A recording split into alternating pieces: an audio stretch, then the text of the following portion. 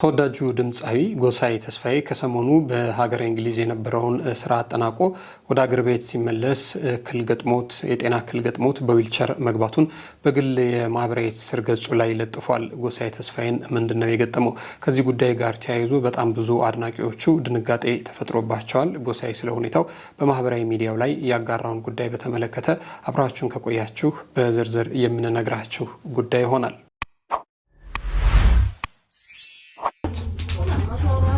$200 for $1. 20. $200 for one. Oh, I'm confused. One donut is 150? Yeah. Really? Local price? Why people cannot be honest? That's what I don't understand. I'm buying food for almost everyone there and they're giving me really high price. ከሁለት ቀናት በፊት አንድ ታዋቂ ዓለም አቀፍ ዩቲዩበር በላሊበላ የገጠመውና በዩቲዩብ ያሰራጨው ነገር ብዙ ኢትዮጵያውያንን ያስቆጣ፣ በተለይ ደግሞ የቅዱስ ላሊበላ አካባቢ ተወላጅ የሆኑ የማህበረሰብ ክፍሎችንም ያሳዘነና በብዙ ያስቆጣ ጉዳይ ሆኗል። ይህ ነገር ከላሊበላ አልፎ የሀገርንም ገጽታ በብዙ መልኩ የሚያጠለሽ ስለሆነ የሚመለከታቸው አካላት ከዚህ ጉዳይ ጋር ተያይዞ እርምትና እርምጃ እንዲወስዱ ጥሪ እየቀረበ ይገኛል። አዘርባይጃናዊው ዩቲዩበር ከሁለት ቀናት በፊት ላሊበላ የገጠመውን ነገር በዩቲዩቡ ላይ ለቆታል። ይህ ብዙዎችን ያስቆጣና ያነጋገረ ጉዳይ ሆኗል። የተፈጠረው ነገር ምንድነው? እርሱንም አብራችሁን ከቆያችሁ የምትከታተሉት ጉዳይ ይሆናል።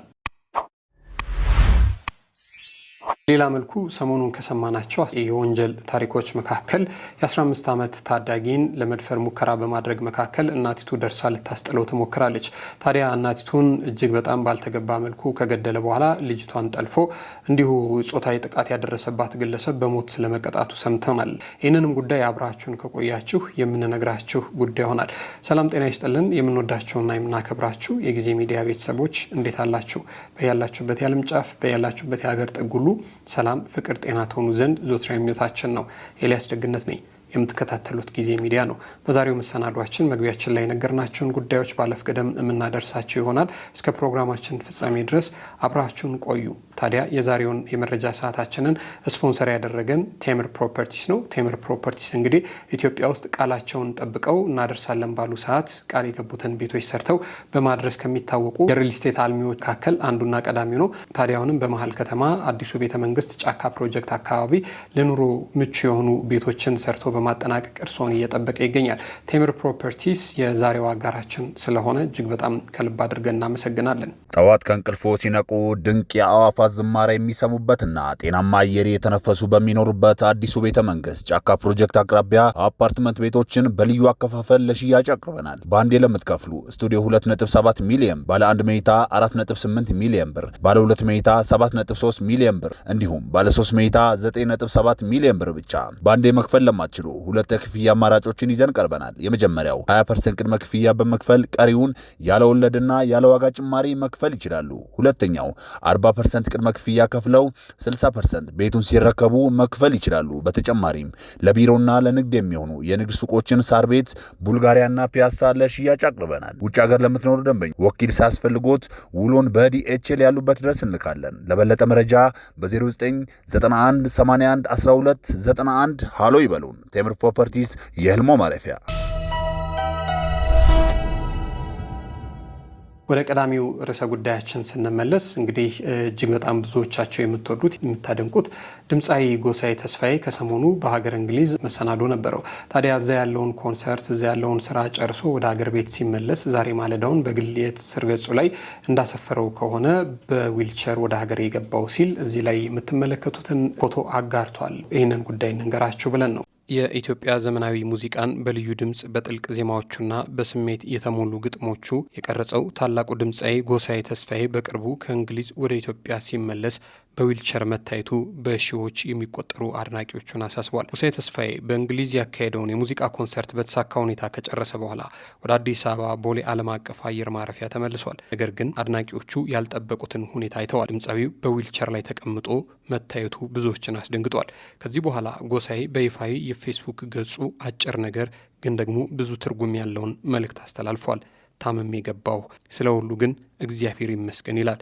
ወዲያ መታመሙን ወዲህ ደግሞ ከዚህም የባሰልና ፈጣሪ ይመስገን እንደማለቱ ነው። ይህ አጭር መልእክት ድንገተኛ የጤና እክል እንዳጋጠመው ያሳያል። ነገር ግን የህመሙ ምክንያት ምን እንደሆነ ወይንም ምን አይነት ሕክምና እንደሚያገኝ እስካሁን በይፋ ግን አልገለጸም።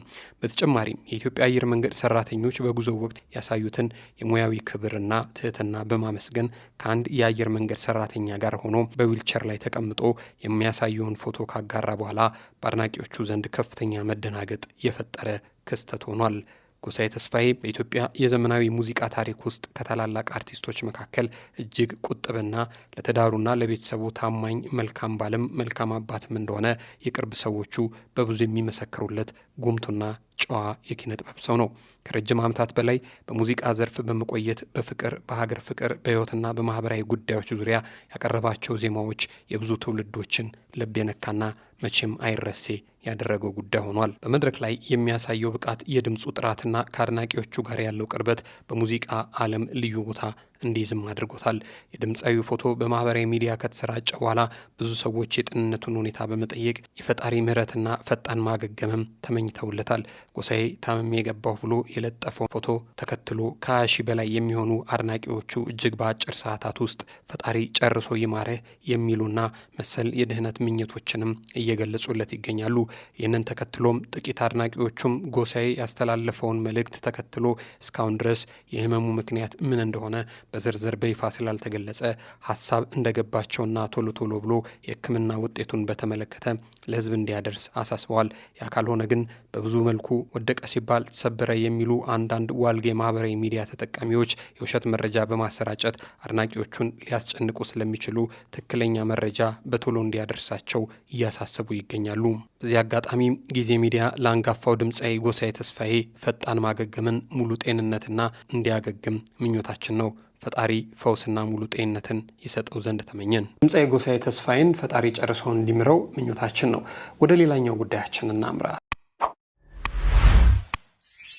ከሁለት ቀናት በፊት በዩቲዩብ ተለቆ ብዙዎችን ያነጋገረ ደግሞ ኢትዮጵያውያንንም ያስቆጣና በተለይ ደግሞ የቅዱስ ላሊበላ አካባቢ ተወላጅ የሆኑ ማህበረሰቦችን ይህ እኛን የሚመለከት አይደለም፣ የግለሰቦች ግላዊ ፍላጎት ነው እንጂ የአካባቢውን ማህበረሰብ አይወክሉም በሚል በብዙ እያስቆጣ ይገኛል። እውነት ነው፣ ነገሩ የጥቂት ግለሰቦች ፍላጎት ነው። ያልተገባ ትርፍ ለማግኘት የሚያደርጉት ጥረት ውስጥ የሀገር መልክን ሊያጠፋ ይችላል የተባለ ክስተት ነው የተፈጠረው። ነገርየው እዚህ ጋር የምትመለከቱት ዩቲዩበር አዘርባይጃናዊ ነው።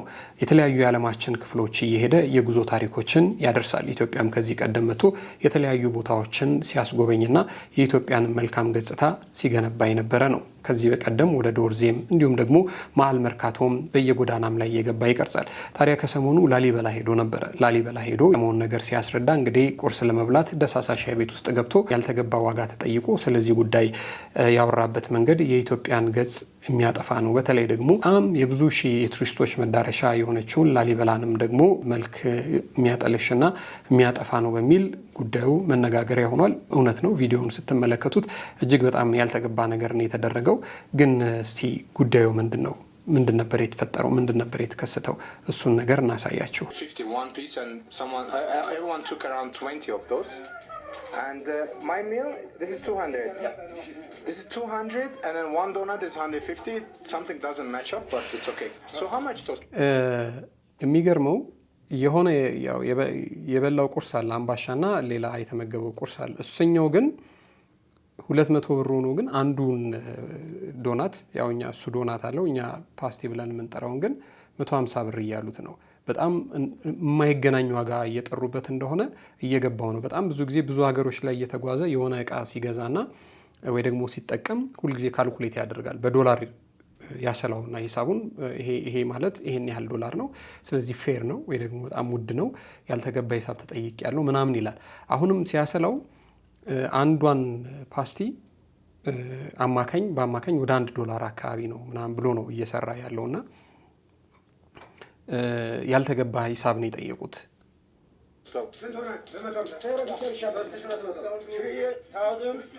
Okay, she can count how much?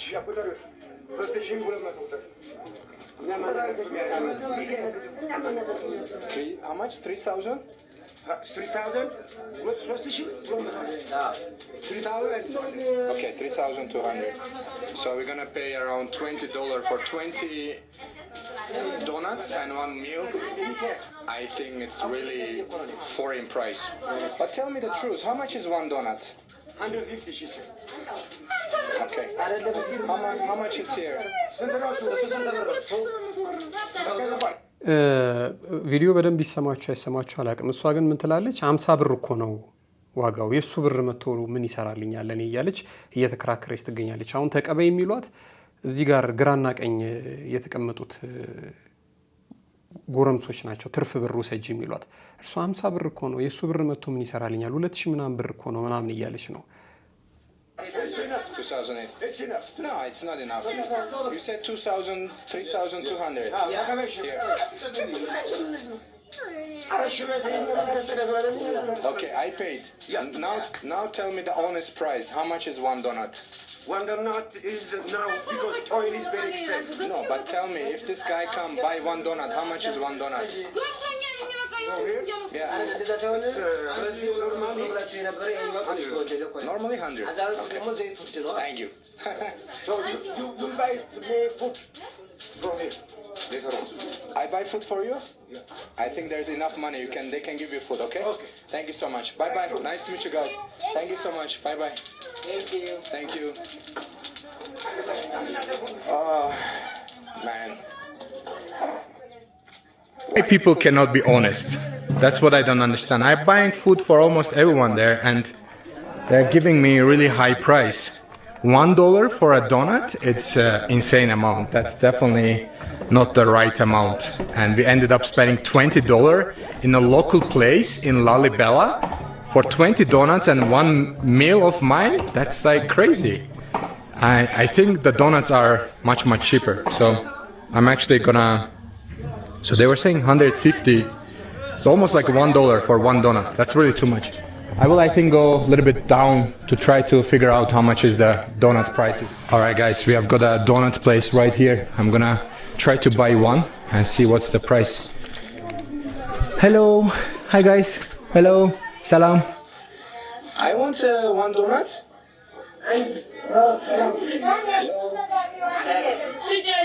Hello.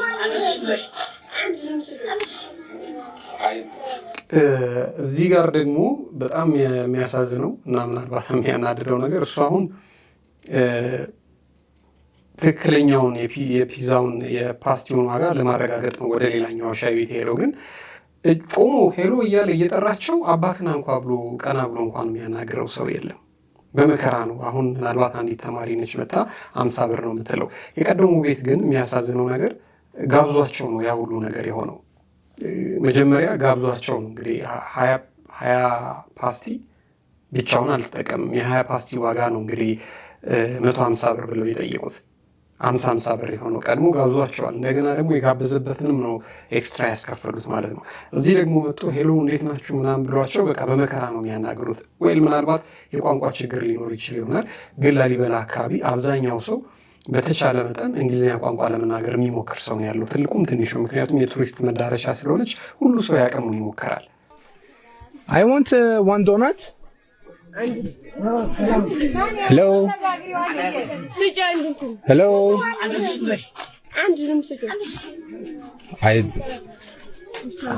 How much is one? You say 50. One is 50? Yes. Okay, I will have one. I will have two. I will have 4. Give me 4. No. So, is the local price 50? Yes. Okay. Alright guys, now we are getting the local prices. 50 for one. Thank you so much. So it's the same size of a donut. Yes. Basically, we got scammed in that restaurant. I tried to be nice and offer food for everyone, but then they charged me. In that next restaurant, they charged me 150 for one. Wow. Local price is 50. Yes. I can trust you? Yes. Okay, thank you. Sister, thank you so much. It's okay, it's okay. Thank you. Hamesegin Allahu. Thank you. You want donuts? Yes. I give you. Thank you. Brother. No, brother, please don't annoy me, okay? Thank you. No, you say me, you like me. I know.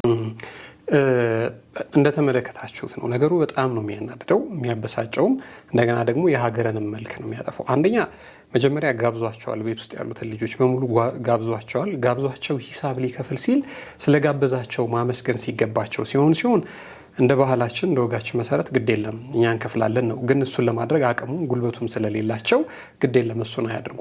ግን እንዴት አድርገው ነው ኤክስትራ የሚጠይቁት? በጣም ነው የጠየቁት። ከ100% በላይ ነው የጠየቁት። አንዱ ፓስቲ ወይ ደግሞ እርሱ ዶናት የሚለው 50 ብር ነው የሚሸጠው።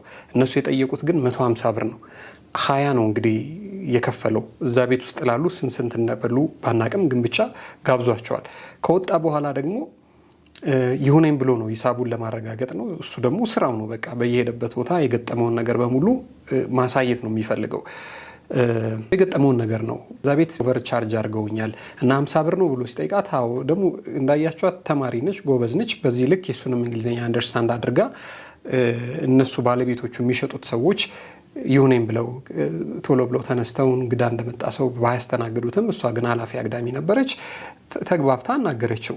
ግን ጠቀማት። እሱም ቢሆን ጠቀማት። 4 ያላሰበችው ሲሳይ ነው 4 ዶናት እንዲሰጣት ሆኗል ማለት ነው። ለሷ ነው የሰጣት መልሶ የሰጣት። እና ይሄ ጉዳይ እንግዲህ በጣም ብዙ ሰው ነው የሚከታተለው እሱ ላይ። አሁን እንኳን እስቲ ቆይ ምን ያህል ሰው እንደተመለከተው ይሄንን ቪዲዮ እንግዲህ በተለያየ ክፍል ነው ቪዲዮን የለቀቃቸው። የመጀመሪያው ከ4 ቀን በፊት የተለቀቀ አለ። ከዛ ደግሞ ከ22 ቀን በፊት የተለቀቀ፣ ከ22 ሰዓታት በፊት የተለቀቀ አለ። እንደገና ደግሞ ከ2 ቀን በፊት የተለቀቀ አለ። ከ2 ቀን በፊት የተለቀቀው ውስጥ ነው እንግዲህ እያንዳንዳቸው 77,000 80,000 እንዲሁም ደግሞ 90,000 እይታዎችን አግኝተዋል። እና ይሄኛው ጉዳይ የተፈጸመበት ቪዲዮ 22 ሰዓት ሆኖታል ከተለቀቀ። ወደ 80,000 ተመልካች አይቶታል። እና የተለያየ አስተያየት ነው ውስጡ እየተሰጡ የሚገኙት። ይህንን ቪዲዮ እንግዲህ ራሱ በራሱ ስም እዚህ ጋር የምትመለከቱት የዩቲዩብ ቻናሉ ነው። እዛ ስር ገብታችሁ መመልከት ትችላላችሁ። ከዚህ ጉዳይ ጋር ተያይዞ በጣም መነጋገሪያ የሆነና ቁጣን የሚቀሰቀሰ ጉዳይ ሆኗል ነገርየው። እሱን ደግሞ እንንገራችሁ ከዚህ ጉዳይ ጋር ተያይዞ ያለውን ነገር። በዚህ ዘመን የማህበራዊ ሚዲያ ኃይል እጅግ ትልቅ ሆኗል። አንድ ሰው በአንድ ቦታ ያጋጠመውን ነገር በካሜራ ቀርጾ በጥቂት ሰዓታት ውስጥ ለሚሊዮኖች ማሳየት ይችላል። ይህም በአንድ ሀገር ላይ መልካም ስም ሊያመጣ የሚችል ሁሉ ሊያመጣም እንደሚችል ሁሉ አሉታዊ ገጽታም ሊፈጠር ይችላል። ከነዚህ የጉዞ ይዘት ፈጣሪዎች መካከል በቅርብ ዓመታት በአፍሪካ በተለይም በኢትዮጵያ በስፋት የታወቀው የአዘርባጃኑ ተወላጅ ዴቪድ አኩዛንዳ ነው። በቲክቶክና በዩቲዩብ ላይ የሚያቀርባቸው ቪዲዮዎች በሚሊዮኖች የሚቆጠሩ ተመልካቾች እንዲደርስ ያደርጋል። ዴቪድ በተለያዩ ሀገሮች በመጓዝ የአካባቢውን ባህል፣ የመንገድ ምግብ፣ የሰዎች አኗኗርና ያልተለመዱ መንደሮችን በቪዲዮ ያቀርባል። በኢትዮጵያም ዶርዜ፣ ኦሞ ሸለቆ፣ አዲስ አበባና ሌሎች ቦታዎችን በመጎብኘትም ብዙ ሰዎች ስለ ኢትዮጵያ እንዲያውቁ አድርጓል። የኢትዮጵያን ባህል ለዓለም በማሳየት የተሻለ ሚናም ተጫውቷል። ነገር ግን ከ2 ቀናት በፊት በላሊበላ ያሰራጨው አንድ ቪዲዮ በማህበራዊ ሚዲያ ሰፊ ውይይት አስነስቷል። ኢትዮጵያውያንም አስቆጥቷል። የአካባቢው ተወላጆችም በጉዳዩ ላይ ንዴት እንዲፈጠርባቸው እንደምን ያለ ክስተት ነው፣ ማን ነው ይህንን ነገር ያደረገው ብለው እንዲቆጡም ያደረገ ጉዳይ ሆኗል። በቪዲዮ መሰረት ዴቪድ በላሊበላ ከተማ ከጉብኝቱ በኋላ ወደ አንድ ትንሽዬ ደሳሳ ሻይ ቤት በመግባት ቁርስ ለመመገብ ይወስናል። ቪዲዮ ውስጥ የቀረበለትን ምግብ በዝርዝር ያሳያል። ስለ ጣዕሙም አስተያየት ይሰጣል። ከምግቡ በኋላ ግን የቀረበለት ሂሳብ ጠው እንዳስደነግጠው ይናገራል። በቪዲዮ መሰረት በአካባቢው በአነስተኛ ዋጋ የሚሸጥ ነው ተብሎ የሚታሰበውን ዶናት ወይንም ፓስቲ በከፍተኛ ዋጋ እንዲከፍል ይጠይቁታል። ቤት ውስጥ ያሉ 2 ጎረምሶች ግራ ቀኝ ተቀምጠው ስንት ነው ብሎ ሲጠይቃቸው ለፓስቲው የነገሩት ዋጋ ግን አስደንጋጭ ነው። ዴቪድ በቪዲዮ ውስጥ እኔ የአማርኛ ቋንቋ ስለማልችል ዋጋው ተጨምሮብኛል ብዬ አስባለሁ የሚል ግምት ያቀርባል። ዋጋውን በተመለከተ ባለቤቷ እንዳትናገር ግራ ቀኝ የተቀመጡ ጎረምሶች ዋጋውን ከእጥፍ በላይ ጨምረው ይህን ያህል ነው ይሉታል። እርሱ ግን አንዳች ነገር ጠርጥሯል። የተጋነነና ተገቢ እንዳልሆነም ያስባል። ይህ ቪዲዮ ከተለቀቀ በኋላ በሺዎች የሚቆጠሩ ኢትዮጵያውያን በማህበራዊ ሚዲያ አስተያየቶቻቸውንም መስጠት ጀመሩ። አንዳንዶች ይህ አይነት ተግባር እውነት ከሆነ የሀገራችንን ገጽታ ያበላሻል ብለው አስተያየት ሰጥተዋል። ቱሪስቶች ወደ ኢትዮጵያ ሲመጡ በትክክለኛ ዋጋ መስተናገድ እንዳለባቸውም ይገልጻል። ሌሎች ደግሞ ከአንድ የንግድ ቦታ የተፈጠረ ችግርን በመነሳት መላውን የላሊበላ ሕዝብ ወይንም የኢትዮጵያን ሕዝብ አይወክልም፣ ይህ ነገር ትክክል አይደለም ሲሉም ይከራከራሉ። ያማለ ይህ ግን ነገርየው እውነት ሆኗል። እነዛ ግለሰቦች የተገኙት እዛው ላሊበላ አካባቢ ስለሆነ ሌሎች ቱሪስቶች የአካባቢው ሰዎች የማይታመኑ ናቸው ብለው እንዲያስቡም ያደርጋል። አንዳንዶች ደግሞ የቪዲዮው ይዘት የአካባቢው ንግድና ቱሪዝም ሊጎዳ ይችላል በማለት ስጋታቸውንም እየገለጹ ይገኛሉ። ላሊበላ የኢትዮጵያ ብቻ ሳይሆን የዓለም ቅርስ መዝገብ ውስጥ የተመዘገበ ታሪካዊ ስፍራ ነው። በየዓመቱ ከመላው ዓለም የሚመጡ ጎብኚዎች በዚህ ከተማ ያሉትን የአለት ቤተ ክርስቲያናት ለመጎብኘት በስፋት ይመጣሉ። ስለዚህ ቱሪስቶቹ የሚያጋጥሟቸው መልካምም ሆነ መጥፎ ልምዶች በቀጥታ በከተማዋና በኢትዮጵያ ስም ላይ ተጽዕኖ ሊያሳድር ይችላል። ይህ ክስተት አንድ ትልቅ ትምህርት ያስተምራል። የውጭ ጎብኚዎች በእኩልነትና በታማኝነት ማስተናገድ ለሀገር ስም ለቱሪዝምና ለኢኮኖሚ ጠቃሚ ነው። በሌላ በኩል ከአንድ የግል ልምድ ተነስቶ ሙሉ ማህበረሰብን መፍረድም ተገቢ አይደለም። በመጨረሻም የዴቪድ ቪዲዮ በኢትዮጵያውያን መካከል ሰፊ ውይይት መፍጠሩ ግልጽ ነው። ይሁን እንጂ በቪዲዮ የቀረበው ክስተት በሙሉ እንደተረጋገጠ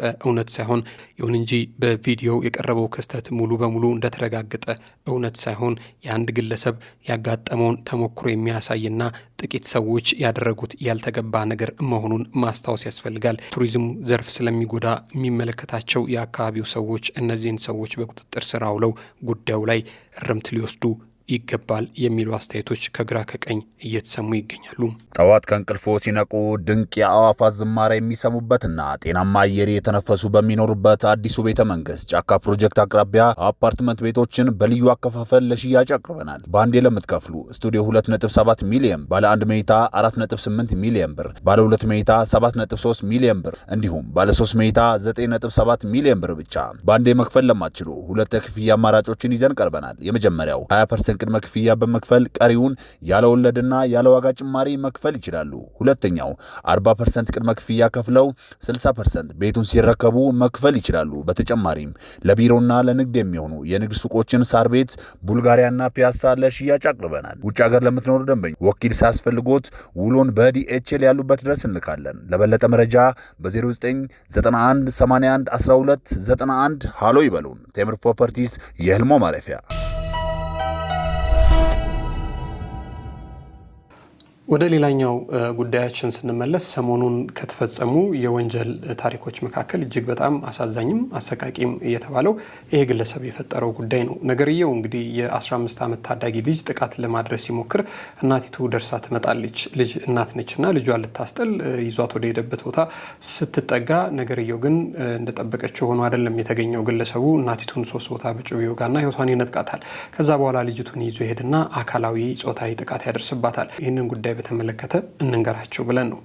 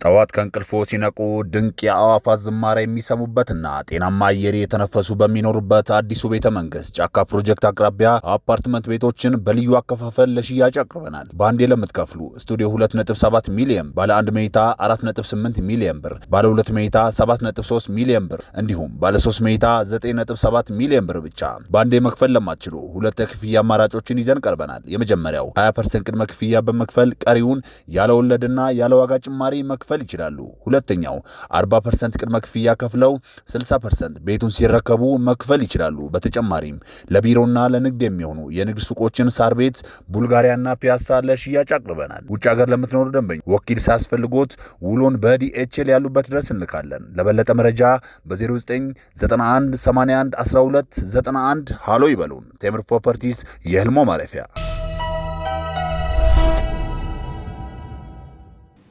የምንወዳችሁና የምናከብራችሁ የጊዜ ሚዲያ ቤተሰቦች እንግዲህ ለዛሬ የነበሩን መሰናዶዎች እነዚህን ይመስሉ ነበረ። አብራችሁን ስለቆያችሁ እጅግ በጣም ከልብ አድርገን ነው የምናመሰግነው። የዛሬው የመረጃ ሰዓታችን አጋር ስፖንሰር የሆነን ቴምር ፕሮፐርቲስ ነው። ቴምር ፕሮፐርቲስ ኢትዮጵያ ውስጥ ካሉ የሪል ስቴት አልሚ ድርጅቶች መካከል ሰርቻ ያደርሳለሁ ባለው ሰዓቶችን ሰርቶ ለተጠቃሚዎች በማድረስ ከሚታወቁ የሪል ስቴት አልሚዎች መካከል አንዱና ቀዳሚው ነው። ታዲያ አሁንም ደግሞ መሀል ከተማ ውስጥ አዲሱ ቤተ መንግስት ጫካ ፕሮጀክት አካባቢ ለኑሮ እጅግ በጣም ተስማሚ የሆኑ ሸጋ የሆነ አየር ያለበትም አካባቢ እንደዚሁ እንደምትፈልጉት የቤት መጠን ሰርቶ ወደ እናንተ አቅርቦላቸዋል። ቴምር ፕሮፐርቲስ የዛሬው መሰናዷችን አጋር ስለሆነ እጅግ በጣም ከልብ አድርገን እናመሰግናለን።